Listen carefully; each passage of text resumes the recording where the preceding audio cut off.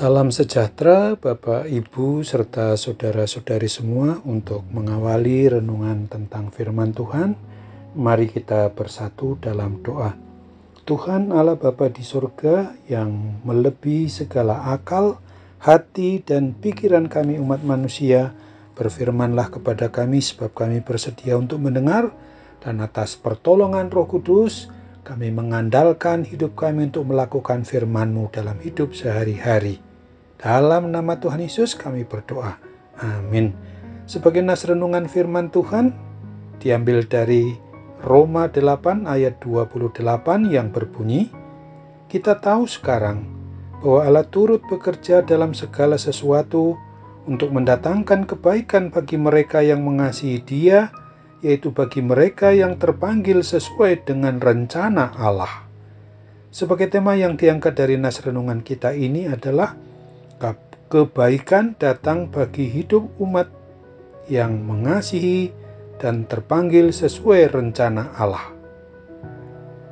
Rasul Paulus menjelaskan bahwa Tuhan Allah Bapa kita akan mendatangkan kebaikan bagi semua orang yang mengasihinya, walaupun datangnya melalui kesesakan, pencobaan, penganiayaan, dan penderitaan. Hal baik yang dikerjakan ialah menjadikan kita serupa dengan gambaran Kristus. Keserupaan dengan Kristus bukan berarti kemakmuran, ketenaran, atau kesehatan. Rencana Allah bagi setiap orang yang beriman percaya kepada Kristus ialah mengalami hidup yang diubahkan, memiliki karakter yang bercahaya, dan menjadi alat kesaksian untuk mempengaruhi dunia yang tak dapat digantikan oleh apapun juga.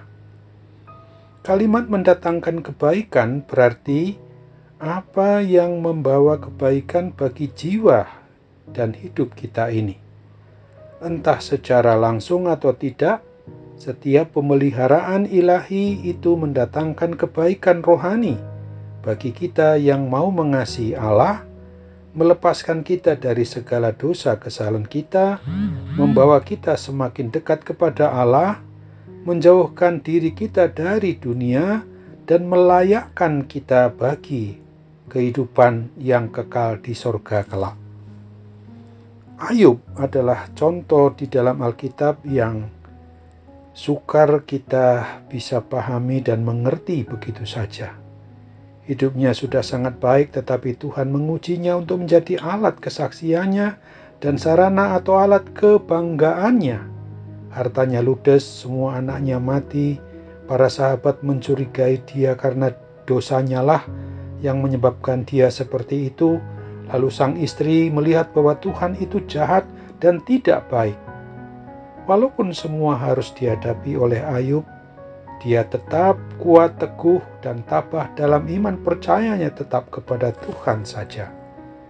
Di dalam hidup kita ini tidak semua bisa dan dapat kita mengerti, tetapi di dalam kebenaran firman Tuhan haruslah perlu kita mengerti dan pahami bahwa luka derita adalah sepetak tanah yang Tuhan berikan bersama waktu dan pupuk seolah alat untuk menanam bibit di dalam hati kita yang bernama ketabahan.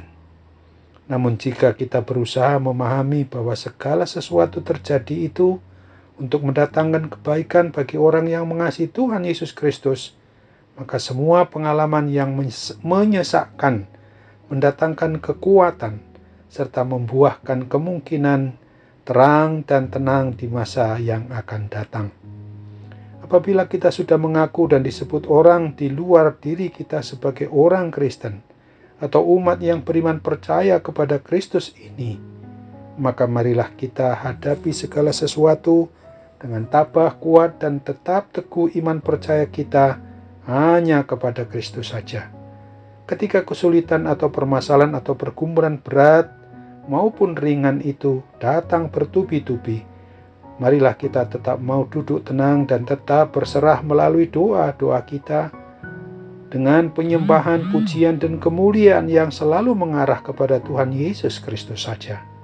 Jangan pernah menyerah dan berusaha lari, tetapi hadapilah cobaan maupun ujian terhadap iman percaya kita yang ada di depan kita itu dengan sabar, karena beriman percaya kepada Tuhan Yesus Kristus itu yakin dan tetap kuat imannya dengan pasti bahwa hanya Dialah yang dapat menyelamatkan kita dari hukuman dosa, akan senantiasa menyertai kita. Umat yang beriman percaya kepada Kristus, yang bersikap sabar dan tekun, akan mekar seperti bunga, akan indah seperti bulan purnama, dan pasti begitu menakjubkan keadaannya. Amin. Mari kita bersatu kembali dalam doa. Tuhan Allah Bapa di surga, terima kasih kalau firman-Mu yang boleh kami renungkan untuk memungkinkan kami sungguh-sungguh mengetahui persis apa sesungguhnya di balik segala hal yang mungkin menderitakan kami, yang membuat kami mengalami banyak permasalahan dan pergumulan hidup ini. Tetapi ketika kami tahu firman-Mu menghiburkan kami, bahwa Engkau dalam Roh Kudus turut bekerja dalam segala sesuatu untuk mendatangkan kebaikan bagi kami yang sungguh-sungguh mau mengasihi Tuhan Yesus, bagi kami yang sungguh-sungguh merasakan terpanggil sesuai dengan rencana Allah untuk kehidupan yang kekal di sorga. Sekarang Bapa, kami hendak berdoa bagi kami semua yang mengalami berbagai macam gangguan, sakit, penyakit apapun juga, terlebih akibat pandemi COVID-19 sekarang ini. Oh Tuhan, tolong kami, pulihkan dan sembuhkan kami melalui sarana perawatan para medis, dokter, obat dan perawatan, serta perhatian semua orang yang mendoakan kami kepadamu untuk memungkinkan jadilah kehendak-Mu. Dalam nama Tuhan Yesus kami berdoa. Amin.